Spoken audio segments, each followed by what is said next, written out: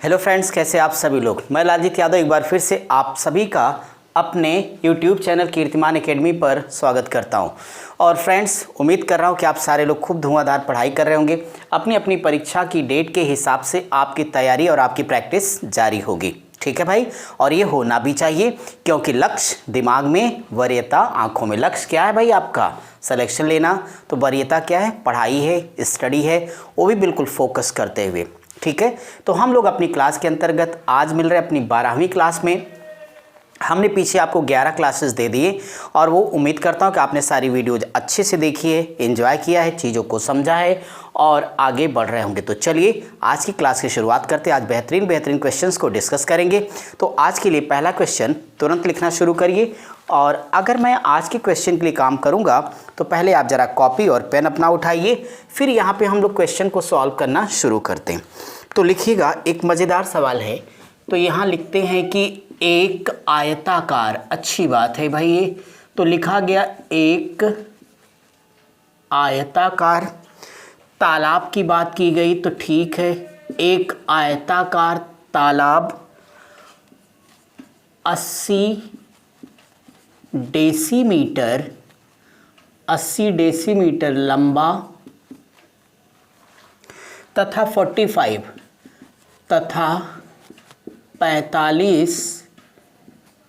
Decimetre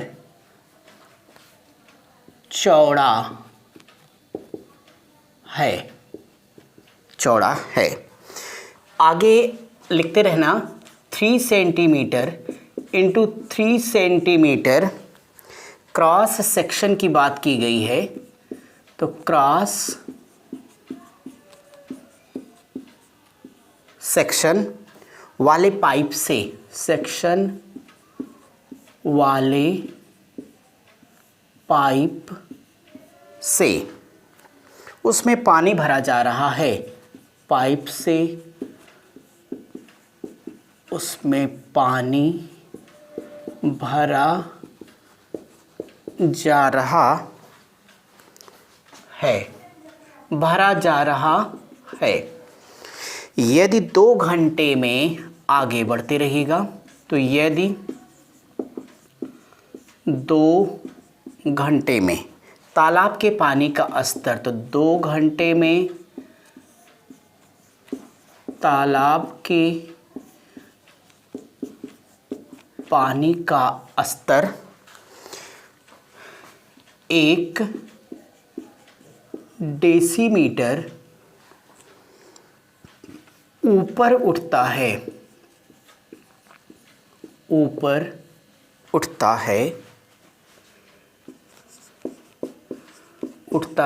तो पानी की गति, क्या बात है, अच्छा प्रश्न है। तो पानी की गति ब्रैकेट में लिखना, आपको डेसीमीटर प्रति घंटा में बताना है। पानी की गति डेसीमीटर प्रति घंटा में क्या है। ये रहा आपका एक प्यारा सा प्रश्न। अब अगर मैं आपके अपने इस क्वेश्चन के लिए बात करूंगा तो फ्रेंड्स एक बात बताओ कि अगर इस क्वेश्चन को देख रहे हैं आप, तो इस क्वेश्चन में ऐसी कोई बात नहीं जो आपको परेशान कर सके। हाँ, एक बात है कि बस ध्यान से पढ़िए, फटाफट उत्तर लीजिए भाई। तो सबसे पहले तो मेरे साथ पढ़िए। यहाँ पे एक रेक्टेंगुलर यानी आयताकार तालाब की बात की गई। तो आयताकार तालाब है तो उसकी लेंथ, लंबाई हमें बताई जा रही 80 डेसीमीटर, चौड़ाई 45 डेसीमीटर। कोई टेंशन लेने की ज़रूरत नहीं आपको। साथ ही साथ इसमें एक पाइप लगा है। तो आयताकार तालाब की कल्पना करो, इसमें एक पाइप है और वो 3 × 3 सेंटीमीटर का आपको दिया गया है, उसी से पानी भरा जा रहा है। और ये 2 घंटे में पाइप जब चलता है तो क्या करता है, पानी का जो स्तर है तालाब के अंतर्गत वो 1 डेसीमीटर ऊपर उठा देता है। इसके बाद सवाल है कि उसकी गति क्या हो जाएगी। डियर स्टूडेंट्स, अब इस प्रश्न को सॉल्व करना है तो आपको क्या करना चाहिए, आपको तालाब का क्षेत्रफल निकाल लेना, पहला काम। तालाब का क्षेत्रफल निकाल लेने के पश्चात आपको एक बात समझनी कि 2 घंटे में पानी की जो लंबाई उसमें होगी या पानी का आयतन कुल हो जाएगा वो कितना होगा, उसमें 10 सेंटीमीटर 10 डेसीमीटर आपका उठता है और 1 डेसीमीटर बराबर 10 सेंटीमीटर होता है, इसे हमको गुणा कर देना है। इसके बाद हमें पानी की लंबाई को जान लेना, क्योंकि गति बराबर हमें क्या करना होगा, उसी मिलाकर के इस 2 घंटे से भाग दे करके हमें अपना आंसर ले लेना होगा। यानी मैं आपसे ये कह रहा हूँ कि इस क्वेश्चन को ऐसे सॉल्व कर दो भैया आप। सबसे पहले तो जो एक बेसिक सी बात है वो ये फ्रेंड्स कह दीजिएगा, चूंकि 1 डेसीमीटर, मजे से पढ़ते रहो, बराबर होता है 10 सेंटीमीटर। बोलिए बात तो सबको क्लियर है ना भाई। चलिए अब हम एक काम करते हैं, सबसे पहले तालाब की तरफ ध्यान देते हैं। तो जैसे हमने तालाब की बात करी है तो यहाँ से तालाब, अब इस तालाब का लंबाई देखो भाई, ये 80 डेसीमीटर है। डेसीमीटर को सेंटीमीटर में बदलिए तो 10 से गुणा कर दीजिएगा तो 800 सेंटीमीटर आ जाएगा। बोलिए यस। इसी प्रकार से इस तालाब की चौड़ाई के बारे में बात करो तो 45 डेसीमीटर गुणे 10 बराबर बोलो 450 सेंटीमीटर होगा ना फ्रेंड्स। तो बिना किसी कन्फ्यूजन के डियर स्टूडेंट्स, यहीं से हम लोग क्या करें, एरिया यानी क्षेत्रफल निकाल लेते हैं तालाब का। अब अगर हमने क्षेत्रफल निकाली की सोच लिया तो क्षेत्रफल में क्या होगा, लंबाई गुणे चौड़ाई होगी, इसका आपस में मल्टीप्लाई कर लो। तो देखो 1 2 3 0 तो ऐसे फ्री में बढ़ा दो, 1 2 3 0 ये हो जाएगा, 8 से मल्टीप्लाई करो तो 8 25 40 होगा और 8 चौक 32 4 36 हो जाएगा। ये आपका सेंटीमीटर स्क्वायर, ये क्या हो गया, तालाब का एरिया यानी क्षेत्रफल हो गया।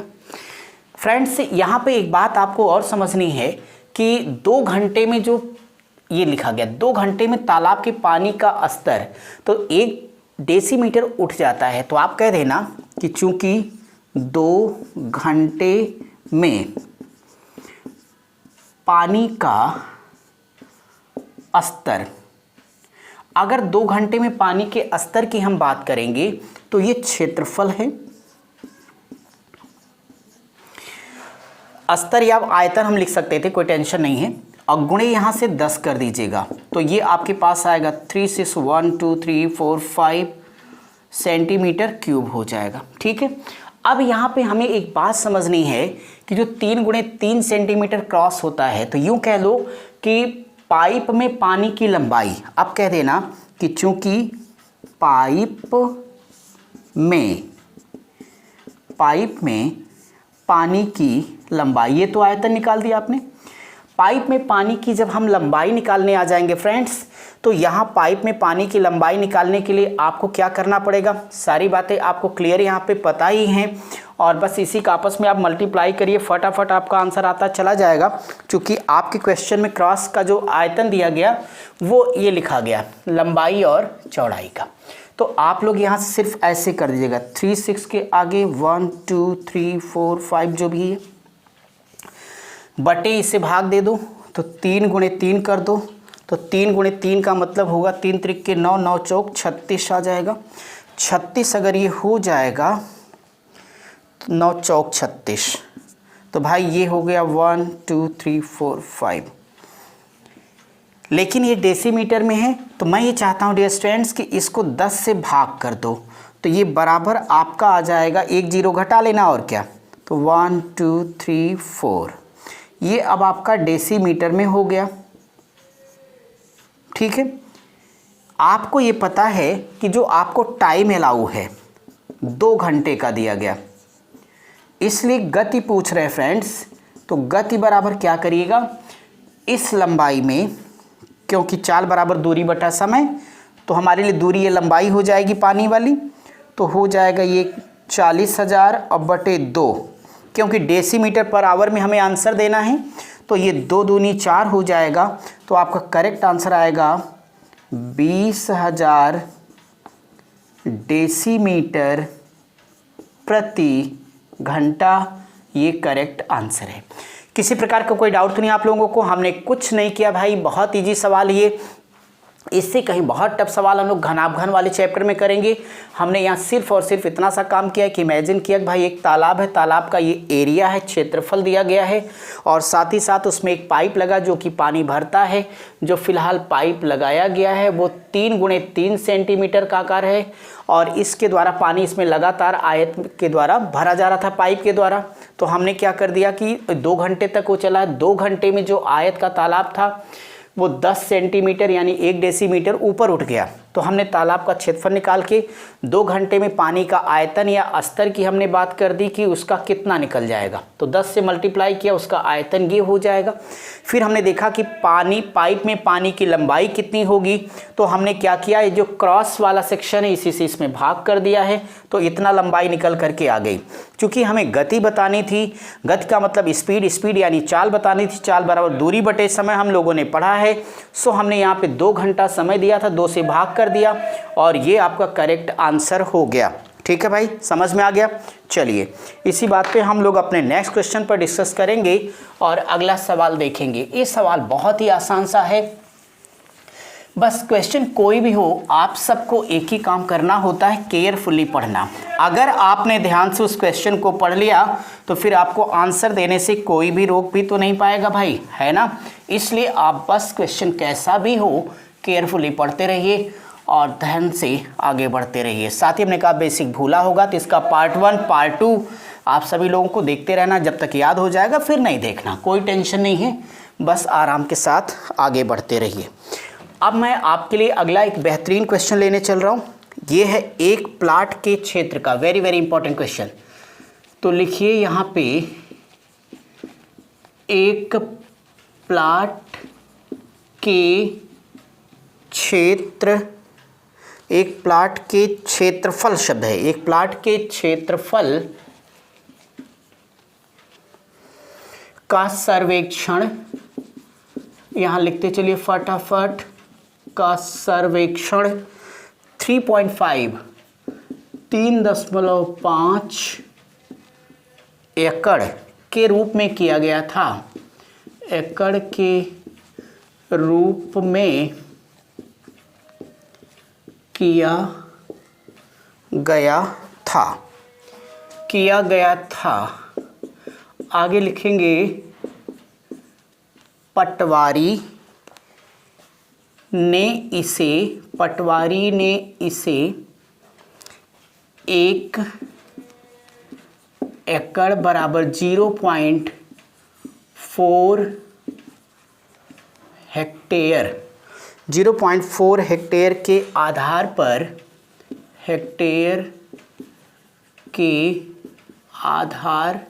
पर मीट्रिक प्रणाली में मीट्रिक प्रणाली में अंकित किया गया। तो यहाँ पे आप लिख लीजिएगा अंकित किया गया। आगे क्या है भाई, यदि एकड़ का उत्तम माप, अच्छी बात है, यदि एकड़ का उत्तम माप ही कह रहे हैं, मतलब सही मेजरमेंट है ये। यदि एकड़ का उत्तम माप 0.40467 हेक्टेयर है तो उक्त अनुमान में, हेक्टेयर है तो उक्त अनुमान में त्रुटि, ब्रैकेट में लिखिए हेक्टेयर, तो त्रुटि हेक्टेयर में कितना है। बहुत अच्छी बात। तो आपने देखा होगा कि ये सवाल जब आपके पास आया तो जाहिर तौर पर इनको देख के आप में से जिसको पटवारी बनना है, लेखपाल, उसको अपनी याद आ गई होगी, भाई मैं भी फटाफट पहुंचूंगा, इस तरह नाप जोक करूंगा। और जो लोग नहीं बनना चाहते हैं तो उनको पता होगा पटवारी क्या होता है। सारा काम ये बड़े ही इंपॉर्टेंट हैं हमारी आपकी ज़िंदगी के लिए। जहाँ कभी झगड़ा फसाद हो, बेचारे आते ही नाप जोक करके मैटर को क्लियर कर देते हैं। चलिए इन्हीं के आधार पर ये सवाल अपना है। अब अगर इस प्रश्न की बात करता हूं तो जरा सोचिए कि मान लेता हूं कि आपके पास कोई 3.5 एकड़ का एक प्लाट है, एरिया आपने ले रखा है। आपने क्या किया, एक पटवारी को बुलाया कि भाई जरा आइए नाप जोख करके क्लियर कर दीजिए हमारी बाउंड्री वाउंड्री ताकि बन जाए। तो पटवारी भाई साहब आते हैं और वो क्या करते हैं कि उन्होंने 1 एकड़ बराबर 10.4 हेक्टेयर का मेजरमेंट यानी माप ले लिया है। तो सवाल ये है कि उन्होंने नाप जोख के चले गए वो, लेकिन कहते हैं कि अगर 1 एकड़ की उत्तम माप, तो डियर स्टूडेंट उत्तम माप का मतलब सही एक्यूरेट, वास्तव में 1 एकड़ का ये है मेजरमेंट, ये पैमाना है अपने पास, ये होता है, लेकिन पटवारी ने केवल 0.4 इतना ही लिख करके हल कर दिया है। सीधी बात है कि आंसर में अंतर तो आना ही आना है, क्योंकि उसका थोड़ा सा कम आएगी, थोड़ा सा ज़्यादा आएगा, थोड़ा ही सही अंतर तो आएगा। और यहाँ पे आपको पता है ना, सुई की नोक के बराबर भी ज़मीन की बड़ी वैल्यू होती है, अपने यहाँ महाभारत काल से घटना होती चली आई है। तो ऐसी स्थिति में ये सवाल वाला ही कहता है कि ये बता दीजिए कि ऐसी स्थिति में पटवारी महोदय ने जो इस तरह का कैलकुलेशन लेके त्रुटि कर दी वो कितने की है, ये मुझे बता दो। तो मैं क्या करूँगा, यहाँ त्रुटि से ही अपने इस क्वेश्चन की शुरुआत करूँगा मेरे शूरवीरों। तो टेंशन बिल्कुल लेने की आवश्यकता नहीं, सीधे यहाँ पे त्रुटि शब्द ही डाल दीजिए। ये त्रुटि हमें बतानी है, वो भी हेक्टेयर में कितने की होगी, ये आपका क्वेश्चन है। क्लियर यहाँ तक? जरा मेरी बात सुनिए, सारा फैसला हो जाएगा। मैं एक बात यहाँ से बताना चाहूँगा कि क्या आपको नहीं लगता कि 3.5 एकड़ की ही ज़मीन है, सारा खेल इसी को लेके है, तो 3.5 ही रहने देना। यहाँ पे जो हकीकत है, सच्चाई है, उत्तम माप ये है, तो डियर स्टूडेंट इसको इसमें मल्टीप्लाई कर देना। तो 0.40467 को आपस में मल्टीप्लाई करो तो ये आपके पास आएगा 1.416345। गुणा तो कर लेंगे ना भाई, तो इसका मल्टीप्लाई करेंगे तो ये इतना हेक्टेयर में आपके पास आ जाएगा। अब गौर करिए, ये वाला क्या करेंगे जो लेखपाल साहब ने लिया है, तो इंटू 0.4, तो अगर इसे आप मल्टीप्लाई करोगे तो आपको ये मालूम हो जाएगा कि 1.40 ये हेक्टेयर होगा। अब हमें इतना बता दो कि अगर वो सही नापता तो इतना हेक्टेयर निकल करके आता एरिया, लेकिन अप्रॉक्सीमेट लेने के नाते इतना एरिया निकल के आया। तो पूछ रहा है कि यही वाला डिफरेंस कितने का है, अंतर क्या है, ये हमें बता दो। डियर स्टूडेंट्स, बार बार सिखाया हूँ कि जो डिफरेंस यानी अंतर होता है वो क्या होता है, बड़े में से छोटा घटाओ बराबर सीधे अपना उत्तर पाओ। घटना याद है ना सबको? यहाँ देखो घटाना कितना आसान है, जब ये 2 ही डिजिट है मेरे भाई तो सिर्फ 2 डिजिट की चिंता करो, दशमलव का अंक तो हटेगा नहीं। इसका मतलब ये 4 डिजिट सेम टू सेम उतार लो, मैंने उतार लिया, तो ये हो गया 6345 के। यहाँ पे डिस्टेंस 1 में से 0 घटाओगे तो कोई फर्क नहीं पड़ेगा, एक ही आएगा। 4 में से 4 जाएगा तो 0 और वहाँ से 1 घटा, खत्म हो गया। ये इतना हेक्टेयर हमारा आ गया करेक्ट आंसर के। अब परीक्षा में विकल्प को देख लेना, अगर ये लिखा है तो ठीक है, वरना इसको लगभग में अगर ले लिया जाएगा तो 0.016 आपके इस क्वेश्चन का करेक्ट आंसर हो जाएगा। ऐसा मैंने इसलिए लिखा क्योंकि आपकी परीक्षा में लेखपाल का ही पूछा हुआ प्रश्न है, उसमें ये विकल्प छपा था, इस नाते करेक्ट आंसर यही होगा। और ये आपके सामने क्वेश्चन सॉल्व हो गया। किसी तरह कोई डाउट तो नहीं, किसी को समझ में अच्छे से आ गया है ना भाई? तो फटाफट इसे कॉपी करिए ताकि मैं आपकी क्लास का अगला क्वेश्चन आप सभी लोगों के लिए करा सकूं। ठीक है भाई, मज़ा आ रहा सबको पढ़ने में? कोई दिक्कत तो नहीं किसी प्रकार की? किसी प्रकार का मतलब सिर्फ गणित की दिक्कत, बाकी मानव जीवन में बहुत सारी समस्याएं, उनमें से किसी का समाधान मेरे पास नहीं भाई, सिर्फ मैथ है ना। तो ठीक है, लगाते रहिए और मस्त भी रहिए, और अपने गणित के मंत्र से समझौता मत करिएगा। कौन सा? प्रैक्टिस प्रैक्टिस प्रैक्टिस, यही आपको बार बार सक्सेस दिलाएगा। बहुत सारी किताबें पढ़ने से, बहुत सारे टीचर से पढ़ने से सिर्फ आपका समय, आपका पैसा, सब कुछ लॉस होता है। ये सब कुछ नहीं करना आपको, बस आपको अपने टारगेट को ध्यान में रखते हुए आगे बढ़ते रहना है, और आपको मेरे साथ नेक्स्ट क्वेश्चन फटाफट लिखना होगा। चलिए भाई, अगला क्वेश्चन बहुत ही प्यारा सवाल है। क्या है ये? लिखना है एक पहिए की त्रिज्या, ये भी अच्छी बात है। तो यहाँ पे लिखिएगा एक पहिए की त्रिज्या, एक पहिए की त्रिज्या 21 सेंटीमीटर है। आगे लिखा है 792 मीटर की दूरी तय करने में, की दूरी तय करने में उसे कितने चक्कर तय करने में उसे कितने चक्कर लगाने होंगे। ये क्वेश्चन तो बहुत ही इम्पोर्टेंट है और छोटा सा, बार बार हमने इसे पढ़ा भी। अगर मैं इस क्वेश्चन के लिए आप सबसे बात करता हूँ फ्रेंड्स, तो देखिए इस क्वेश्चन में आपको कुछ भी नहीं करना है। इन्होंने एक पहिए की बात करी है, तो चाहे वो पहिए की बात करेंगे या वृत्ताकार मार्ग की बात करें, कोई फ़र्क नहीं पड़ेगा। ये पहिया है वृत्ताकार, ये ओ है, ये इसकी रेडियस यानी 21 सेंटीमीटर है। और आप सभी में से किसी को आज बताने की आवश्यकता नहीं है मुझको कि यह इसकी सरकमफरेंस यानी परिधि होती है। यहाँ से सोचिए कोई भी एक पर्सन होगा, यहाँ से अगर लेके यहाँ तक दौड़ेगा तो एक्चुअली जो यहाँ परिधि होगी डियर स्टूडेंट्स, जो दूरी होगी एक चक्कर, यहाँ से लिख देता हूँ, तो जो एक चक्कर की दूरी होगी निश्चित तौर पे एक चक्कर बराबर वृत्त की क्या हो जाएगी, परिधि हो जाएगी। और वृत्त की परिधि का फार्मूला क्या हो जाएगा, 2πr हो जाएगा। अब आप सोचो कि एक राउंड, दो राउंड, जितने राउंड आप मारते जाओगे, ये क्या कह रहे हो, कितने चक्कर लगाऊंगा मैं, पता नहीं, मैं क्या जानूं। तो सीधे मैं कह दूंगा, यहाँ से कॉन्सेप्ट लिख लो कि ऐसे क्वेश्चन में अगर हमें कहा गया चक्करों की संख्या बता दो, कुल कितने राउंड लगाया, तो टोटल डिस्टेंस, कुल दूरी लिखना फ्रेंड्स, अब बटे ये वाली एक चक्कर में, तो बटे लिख देना एक चक्कर में तय दूरी बराबर। अब देखिएगा, अपने इस क्वेश्चन को अगर आपको सिंप्लीफाई करना है तो बहुत इजी हो गया। क्या हो गया भाई, अब सुनिए मेरी बात।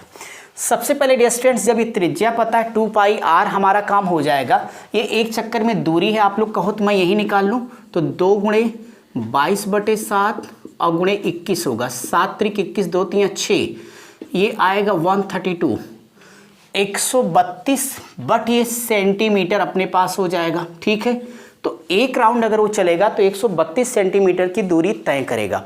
लेकिन ये बदमाश बिल्कुल खाली कोई कामकाज तो है नहीं, 792 मीटर चला, तो 792 मीटर चला तो कह दो अबे होशियार चंद तू आजा। तो 792 792 मीटर कुल दूरी होगी। एक चक्कर में तय की गई दूरी कितनी है, 132।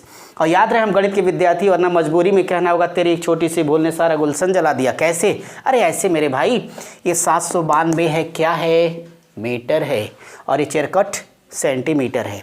तो एक काम करते हैं, इसको भी सेंटीमीटर में बदल देते हैं, इज्जत से 100 से गुणा कर दूं। एग्री हो सब लोग, फटाफट इनको उड़ा दो। तो जरा एक बार देखो 6 बार जाएगा क्या, जी हाँ बिल्कुल कट जाएगा। तो निश्चित तौर से इनसे कह दो बेटा तुम मार कितने चक्कर, 600 चक्कर, हम लोग मस्त रहेंगे क्योंकि यही हमारा उत्तर है। ठीक है भाई, चलिए फटाफट इसे लगाइए और हम आपके लिए अगले क्वेश्चन पर चलते जाएंगे, क्योंकि आगे बढ़ना ही तो ज़िंदगी है, रुक जाना मृत्यु है, रुकने का तो सवाल ही नहीं उठता। अगले क्वेश्चन के लिए फटाफट सब लोग रेडी हो जाइए और साथ ही साथ ज़रा कमेंट करना बिल्कुल मत भूलिए यार। आप लोग बार बार कहलवाते, कमेंट नहीं करते, ये एक छोटी शिकायत रहती। बाकी आप लोग तो बहुत अच्छे हो और वीडियो को लाइक भी पूरी तरह से करिए, चला के देखिए। साथ ही साथ और कोई विद्यार्थी पढ़ना चाहता है जो ज़रूरतमंद है, आपका परिचित है, दोस्त है, रिश्तेदार है, कोई भी हो, बस मैं चाहता हूं कि सभी तक मुझे एक बार पहुंचाओ, क्योंकि एक सरकारी नौकरी तो कम से कम सबके पास आ जाए, बाकी कोई आवश्यकता नहीं है भाई। ठीक है, चलिए अगला क्वेश्चन फिर से हमें लिखना होगा और ये सवाल ये रहा आपके पास। एक त्रिभुजाकार की बात की गई, तो यहाँ पर आप लोग लिखिएगा, ये हो गया, यहाँ पे ट्रायंगुलर की बात हो रही। एक त्रिभुजाकार खेत का परिमाप, क्या बात है, तो एक त्रिभुजाकार खेत का परिमाप 540 मीटर है और इसकी भुजाओं, आगे बढ़ते रहना, और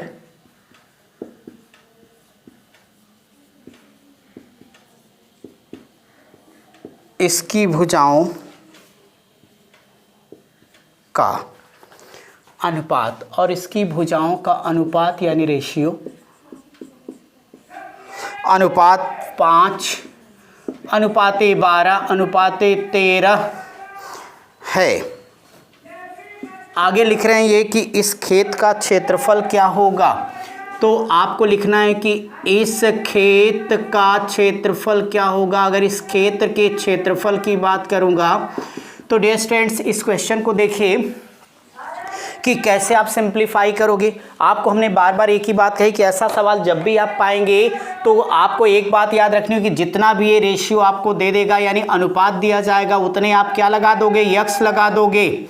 अगर यहाँ पे यक्स की बात आप करते हो तो देखो ये हमारे पास कितना हो जाएगा 5x और ये होगा 12x, यहाँ से आ जाएगा 13x। डियर स्टूडेंट्स हमें क्या बताना है, एरिया बताना है, क्षेत्रफल बताना है। तो क्षेत्रफल बताना तो हमें आधार और लंब पता होना चाहिए, लेकिन हमें क्या दिया गया, पेरीमीटर यानी परिमाप। परिमाप क्या होता है बोलो, सभी भुजाओं का योग होता है, और जब सभी भुजाओं का योग होगा तो टेंशन कौन लेगा, पड़ोसी।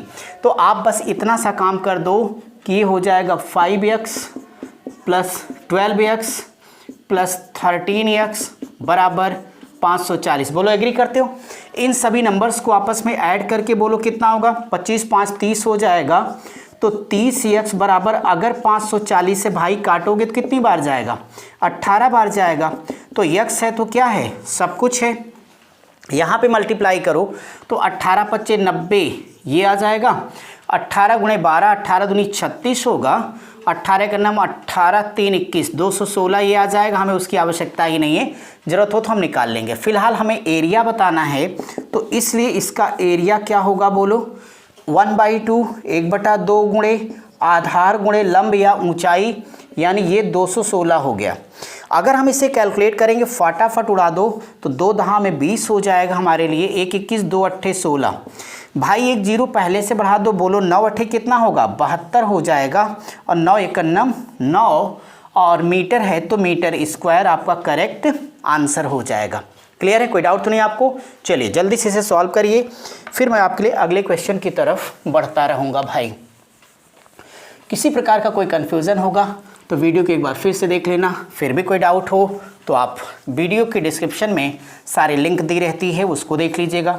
जो बच्चा टेलीग्राम चैनल को ज्वाइन करना चाहेगा उसकी लिंक भी है, व्हाट्सएप में आना चाहें वहाँ पर भी है। बस कुछ भी करो, पढ़ते रहो, एक रिजल्ट देते रहो भैया, और कुछ भी नहीं होगा।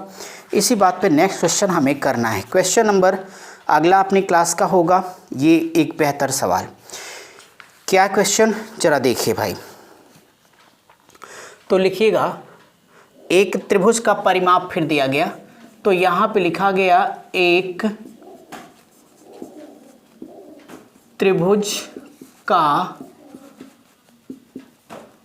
परिमाप यानी पेरीमीटर 30 सेंटीमीटर है, और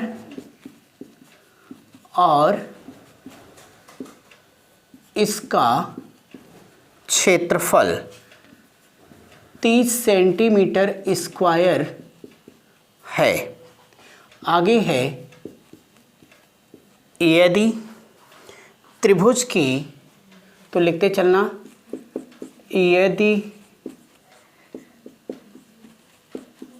त्रिभुज की सबसे बड़ी भुजा की लंबाई, तो यदि त्रिभुज की सबसे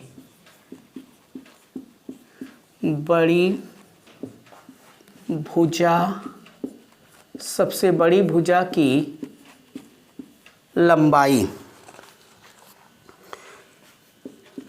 13 सेंटीमीटर है, तो त्रिभुज की सबसे छोटी भुजा क्या होगी, तो त्रिभुज की सबसे छोटी भुजा क्या होगी। इसका बच्चों ऑप्शन दिया है, कुछ वजह, तो ऑप्शन ज़रा लिख लो तो इससे थोड़ा सा अच्छा लगेगा इस सवाल में। पहला ऑप्शन है 4 सेंटीमीटर, दूसरा दिया गया 5 सेंटीमीटर, फिर है 3 सेंटीमीटर, आगे दिया गया है 6 सेंटीमीटर। अब देखिए अगर इस क्वेश्चन को लेकर के आप सोच रहे होंगे तो कितने आराम से इस क्वेश्चन को हम लोग कर पाएंगे। पहली बात तो अगर आप ईमानदारी से देखें तो सच बताऊं तो हल ही नहीं करना, डायरेक्ट आंसर आ जाना। कैसे? देखो ऐसे कि इसका पेरीमीटर दिया गया, परिमाप आप सभी जानते हो कि तीनों भुजाओं का योग होता है। इसमें से एक बड़ी वाली भुजा की लंबाई 13 सेंटीमीटर है, तो बाकी को माइनस कर दो, 17 सेंटीमीटर आएगा। अब इन ऑप्शंस को देखिए तो अगर एक भुजा को 5 कर दूं, दूसरा अपने आप 12 हो जाता है। अब पूरी तरह से समकोण त्रिभुज की शर्तों पर खरा उतरेगा। 5 का स्क्वायर प्लस 12 की स्क्वायर बराबर 13 की स्क्वायर के अपने आप हो जाएगा। तो निश्चित तौर पे सबसे छोटी भुजा हमारी क्या हो जाएगी? 5 हो जाएगी। ये हमारा आंसर है।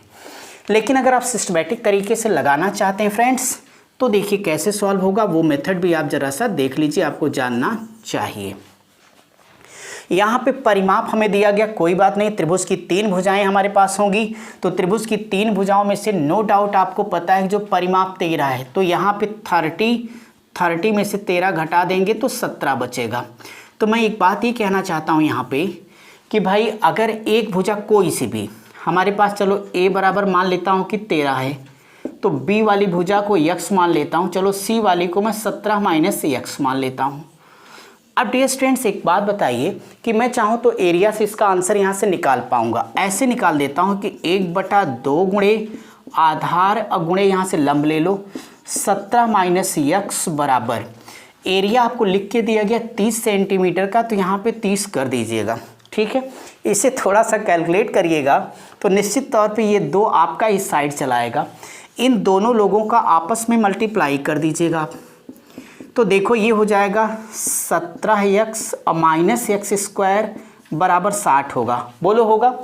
अब आप एक काम करिए, इन लोगों को क्या करिए, खानदान सहित इधर भेज दिए। कदे अबे चल इधर, जब ये इधर आ जाएंगे तो क्या हो जाएगा, ये हो जाएगा आपका एक्स स्क्वायर माइनस 17x और प्लस 60 इज इक्वल टू 0 के।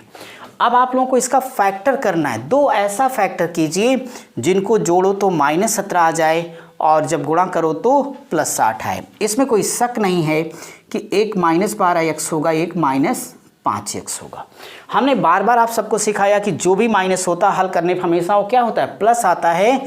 सो फ्रेंड्स यहाँ से जो x की वैल्यू आ जाएगी वो 5, यह भी सच है, और 12 यह भी सच है।